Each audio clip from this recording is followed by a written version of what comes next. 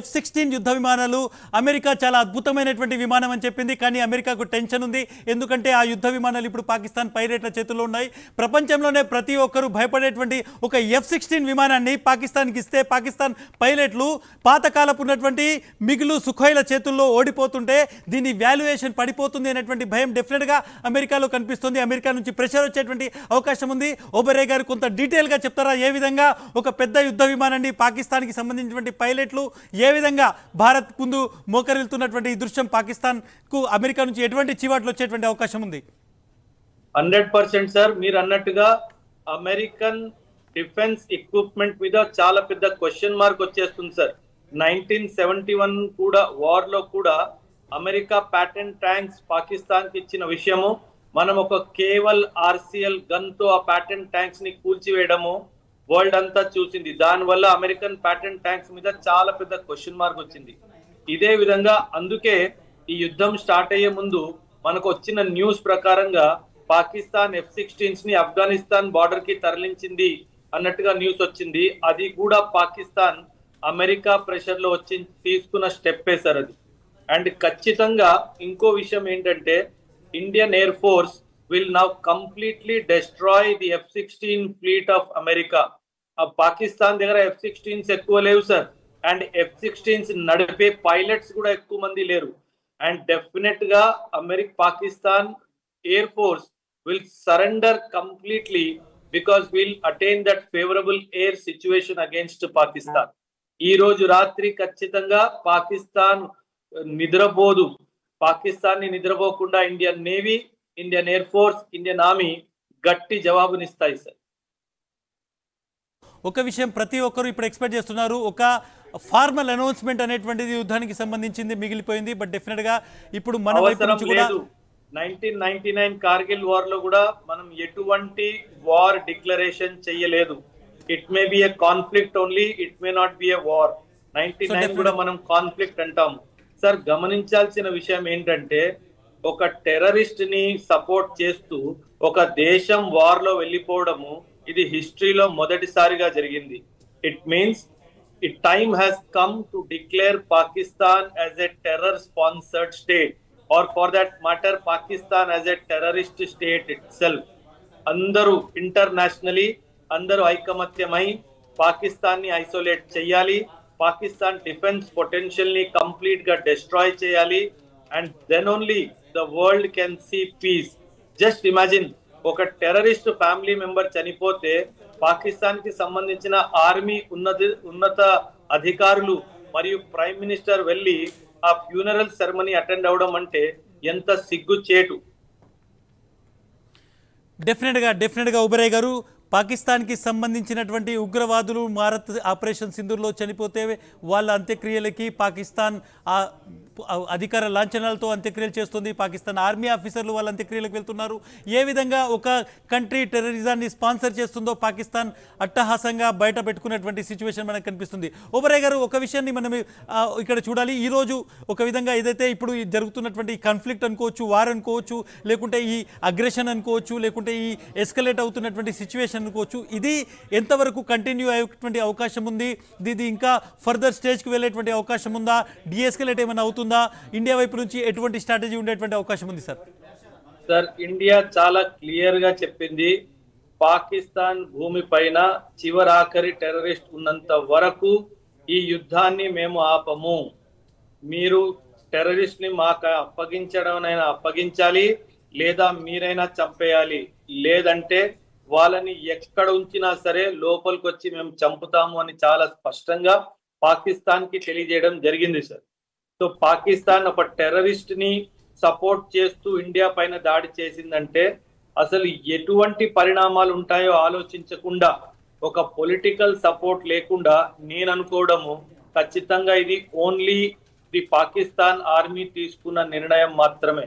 ఎందుకంటే పాకిస్తాన్ ఆర్థిక పరిస్థితులు చూసుకుంటే గనక అడుక్కుని తినే బతికే సమస్య వచ్చింది అక్కడ. ఈ సందర్భంలో మీకు గుర్తుంటే 2024లోనే ఇంటర్నేషనల్ మానిటరీ ఫండ్ నుంచి అడుక్కొని మరి $7 బిలియన్ వీళ్ళు తెచ్చుకున్న సంఘటన మనకు తెలిసిందే. ఇటీవల టర్కీతో కొంచెం ఎక్విప్మెంట్ కొనుక్కోవడానికి వెళ్ళినప్పుడు వీళ్ళ దగ్గర డబ్బులు లేకపోతే వీళ్ళు ఒక యూనివర్సిటీ స్థలాన్ని 250 ఎకరాల స్థలాన్ని తాకట్టు పెట్టి కొన్ని యుద్ధాయుధాలు తెచ్చుకున్నారు. సో ఆ పరిస్థితిలో ఉన్న దేశము కేవలం టెర్రరిస్ట్ ని సపోర్ట్ చేయడానికి ఇండియా పైన దాడి చేసి దుస్సాహసం చేసింది కాబట్టి ఖచ్చితంగా పాకిస్తాన్ కి పాఠం నేర్పించే సమయం వచ్చేది. డెఫినెట్గా పాకిస్తాన్కి పాఠం నేర్పించేటువంటి ఒక సమయం ఆసన్నమైంది. పాకిస్తాన్ ఇప్పుడు మోకరిల్లడానికి సిద్ధంగా ఉన్నటువంటి సిచ్యువేషన్ ఉంది. పాకిస్తాన్లో ఉన్నటువంటి ఫైటర్ జెట్లు ఒక్కొక్కటిగా భారత భూభాగం దగ్గరికి వచ్చి అక్కడ మోకరిల్లి పాకిస్తాన్కి సంబంధించినటువంటి పైలట్లు ఒక విధంగా యుద్ధ ఖైదీలుగా భారత సైనికుల ముందుకొచ్చి లొంగిపోతున్నటువంటి దృశ్యాన్ని మనం చూస్తున్నాం. 1971లో కూడా దాదాపు 1,00,000 మందికి పైగా ఉన్నటువంటి పాకిస్తాన్ సైన్యం లొంగిపోయినటువంటి దృశ్యాన్ని మనం చూసాము. మరొకసారి పాకిస్తాన్ ఆర్మీ ఆఫీసర్లు భారత సైన్యం ముందు లొంగిపోయేటువంటి రోజు గడియ దగ్గర పడుతుందనేటువంటి చాలా స్పష్టమవుతుంది. ఇప్పటి వరకు ఉన్నటువంటి ఒకసారి బ్రేకింగ్స్ని ఇంపార్టెంట్ విషయాలను నేను మీకు చెప్పేటువంటి ప్రయత్నం చేస్తాను.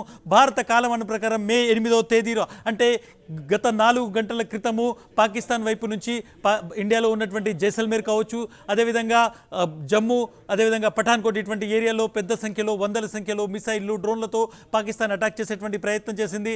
ఇండియాకి సంబంధించినటువంటి air defence system S-400 activate అయింది. ఆ తర్వాత పాకిస్తాన్కి సంబంధించినటువంటి అన్ని డ్రోన్లను మిసైల్స్లను గాల్లోనే పూర్తిగా కాల్చేసినటువంటి సిచ్యువేషన్. ఆ తర్వాత భారత కాలమానం ప్రకారం రాత్రి 10 గంటల సమయంలో ఒక రిటాలియేషన్ అంటే ఒక విధంగా ప్రతిచర్య అనేటువంటిది ఇండియా నుంచి స్టార్ట్ అయింది. ఫస్ట్ కరాచీ, ఆ తర్వాత లాహోర్, అదేవిధంగా పెషావర్, ఇస్లామాబాద్ వీటిని కేంద్రం చేస్తూ ఇండియా అటాక్ స్టార్ట్ చేసింది. 4 పాకిస్తాన్ ఫైటర్ జెట్లను కూల్చేసింది. 2 పైలట్లను ప్రాణాలతో పట్టుకున్నటువంటి సిచ్యువేషన్. ఆ తర్వాత కరాచీ పోర్టు మీద పాకిస్తాన్కి సంబంధించి ఇండియా నుంచి INS విక్రాంత్ నుంచి పెద్ద ఎత్తున డ్రోన్లు మిసైళ్లతో అటాక్ చేశారు. కరాచీ పోర్టు పూర్తిగా ధ్వంసమైపోయింది. నాతో పాటు ఓబరాయ్ గారు ఉన్నారు. ఆర్టిలరీలో చాలా ఎక్స్పీరియన్స్ ఉన్నటువంటి వ్యక్తి, చాలా కాలం పాటు ఆర్మీలో మేజర్ స్థాయిలో పనిచేసినటువంటి వ్యక్తి SPS ఓబరాయ్ గారు. సార్ చెప్పండి, ఇప్పుడున్నటువంటి సిచ్యువేషన్లో పాకిస్తాన్ ఇంకా దీన్ని ఎస్కలేట్ చేస్తుందా? పాకిస్తాన్ ఎటువంటి అటాక్ చేసే అవకాశం ఉంది? పాకిస్తాన్ ఏమన్నా లాంగ్ రేంజ్ మిసైల్స్ వాడితే ఘోరీ వాళ్ళ దగ్గర హతాఫ్ ఘోరీ అనేటువంటి long range missiles 1500 kilometres 1000 kilometres ఏవైతే వాళ్ళ దగ్గర ఉన్నటువంటి మిసైల్స్ ఉన్నాయో ఒకవేళ వాటిని లాంచ్ చేస్తే మన ఎయిర్ డిఫెన్స్ సిస్టమ్ దాన్ని క్యాప్చర్ చేయగలుగుతుందా? దాన్ని పూర్తిగా ఎయిర్ డిఫెన్స్ సిస్టమ్ దాన్ని న్యూట్రలైజ్ చేయగలుగుతుందా? Sir please sir continue. Hello please continue sir. Pakistan air defence system పూర్తిగా విఫలమైంది. మన ఎయిర్ డిఫెన్స్ సిస్టమ్ ఇప్పటి వరకు పాకిస్తాన్ నుంచి బయలుదేరిన డ్రోన్ కానీ మిసైల్ కానీ భారతదేశం భూమి మీద పడనివ్వకుండా గాల్లను ధ్వంసం చేసింది. It means the Pakistan air defence system has failed completely.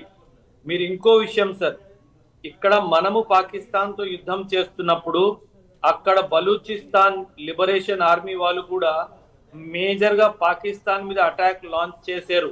Pakistan లోని క్వెటా ఒక చాలా ఇంపార్టెంట్ ప్లేస్ పాకిస్తాన్ లో, దాని మీద కూడా దాడులు జరిగాయి PLA ద్వారా అని న్యూస్ వస్తుంది.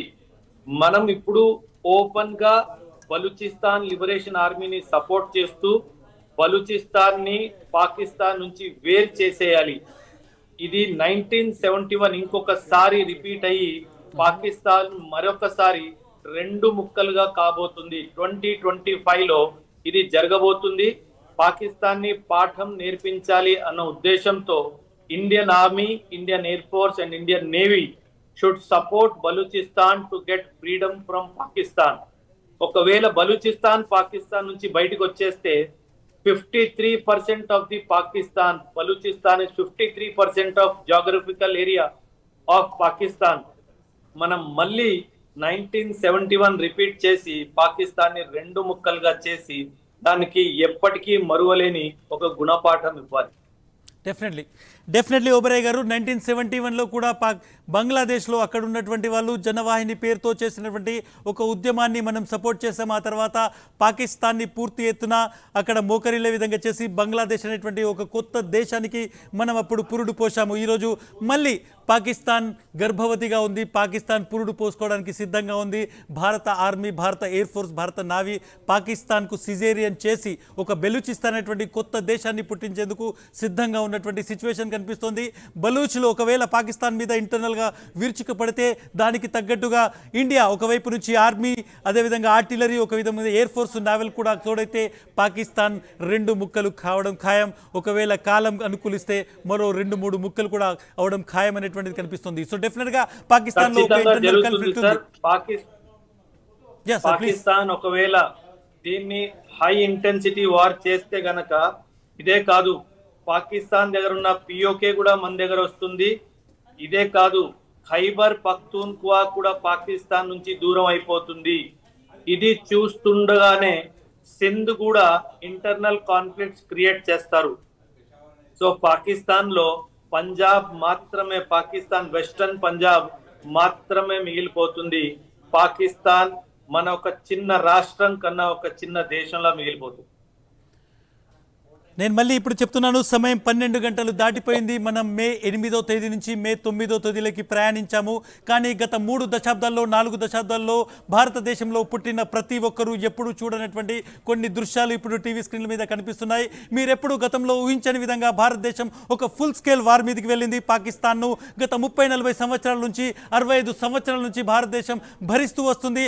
60 ఏళ్ల వయసు ఉన్నటువంటి వాళ్ళ దగ్గర నుంచి ఇప్పుడు 10 ఏళ్ల వయసు ఉన్న వరకు కూడా ఎంతకాలం ఇలా సహించాలి అనేటువంటి ఒక నినాదం కొన్ని సంవత్సరాల నుంచి మన లోపల ఉంది. ఆ ఘోష ఇప్పుడు, ఆ ఆవేదన ఇప్పుడు ఒక రూపానికి వచ్చింది. పాకిస్తాన్ పీచ మరచడానికి సమయం ఆసన్నమైంది. కొన్ని దశాబ్దాల కాలంలో భారత్లో చూడనటువంటి దృశ్యాలు 1971 తర్వాత మొదటిసారిగా 2025 మే 8, మే 9 ఈ అర్ధరాత్రిలో ప్రతి ఒక్కరూ చూస్తున్నారు.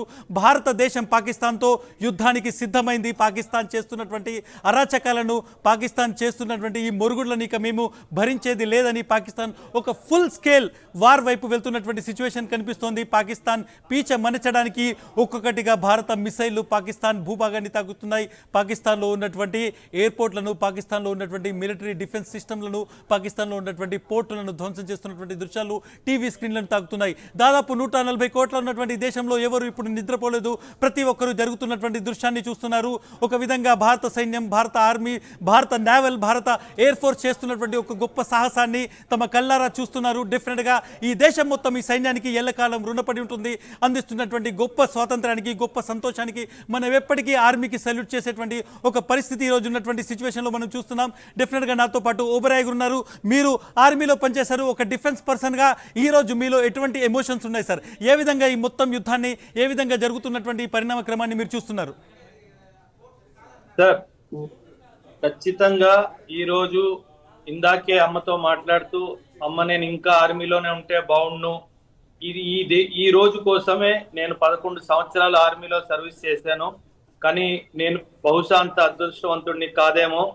నేను ఉన్నప్పుడు పాకిస్తాన్ ఇండియా మీద దాడి చేయలేదు. ఈరోజు నేను అక్కడ ఉంటే బాగుండేమో అనుకొని ఇందాకే మాట్లాడుతున్నాను.